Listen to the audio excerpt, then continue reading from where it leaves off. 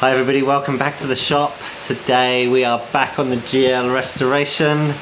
Hopefully today we're going to get the radiator mounted, front forks, rear forks and some few other bits. Let's get on with it.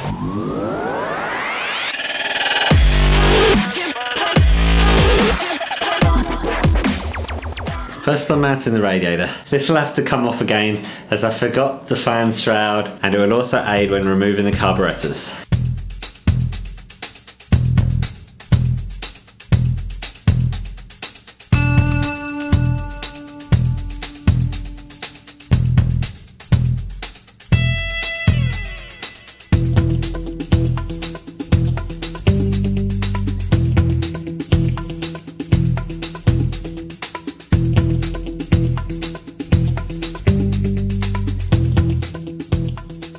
Next I install the front forks. I'm lowering the lift to lower the bike onto the forks, and then I use some ratchet straps to pull the forks up the last few inches. Next the fuel tank gets mounted. To do this the pet cup needs to be removed and the rubbers need to be mounted to the bottom and the front of the tank. I realised while editing this video that the top rubber didn't quite locate correctly. It's now been corrected.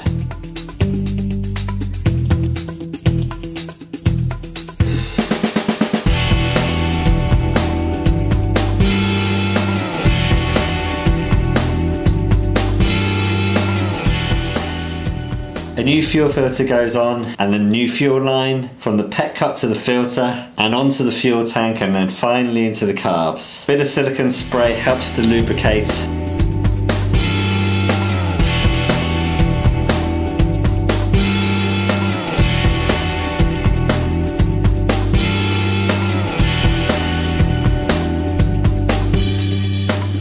The rear brake pedal goes on next, along with the master cylinder.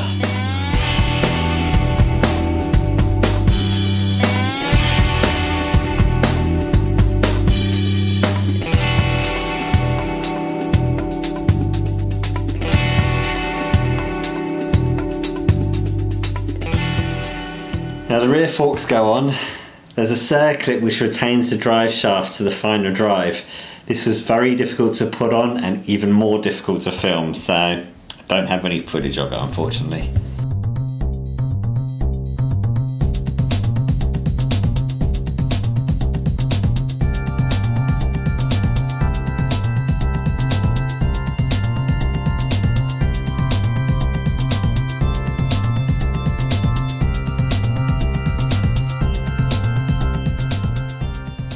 And then we can mount the rear wheel and rear brake.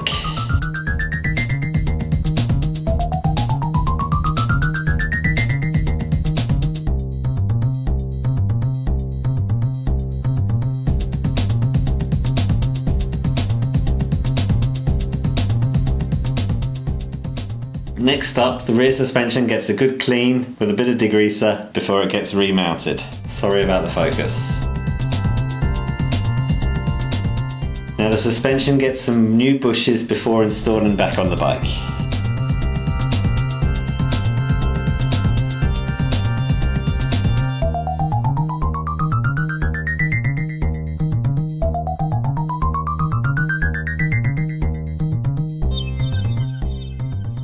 Now a very helpful commenter inquired about the height that I set the float valves to during my second carb video. So I checked my service manual and indeed I had it wrong. Before I measured to the line on the float, it actually needs to be measured to the bottom of the float. So now I need to remove the carburetors to readjust the height of the float valve. First the vacuum pistons come off, and then the radiator to give me a little more room to liberate the carbs.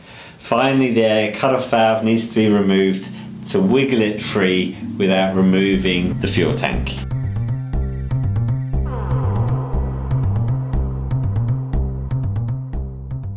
The procedure for adjusting the valves is as before in video 2. I'll link it in the description below. This time I'm measuring from the mating surface of the carburetor to the bottom of the float. This needs to be repeated 4 times.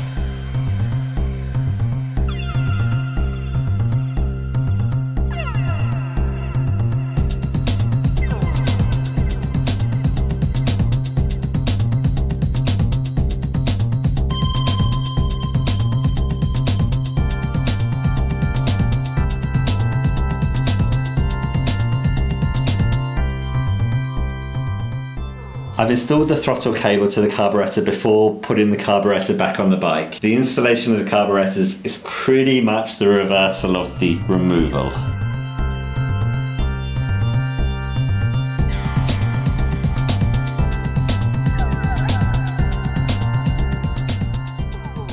One question for you. If anyone could let me know where the other end of the air cut-off valve tube goes. It's this tube that I'm putting to the bottom of one of the float bowls here.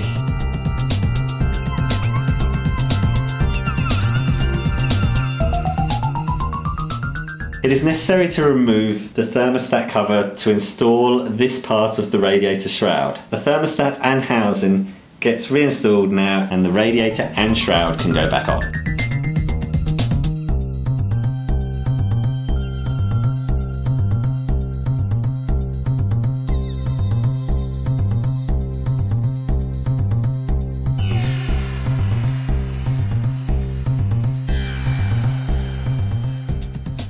Here I'm installing the airbox and a new air filter.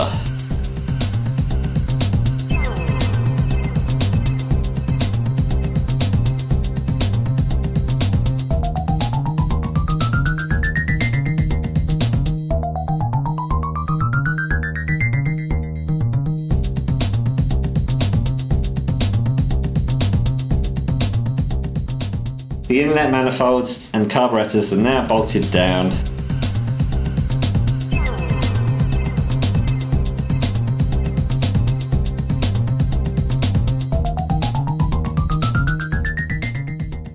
And finally, the choke cable can go on.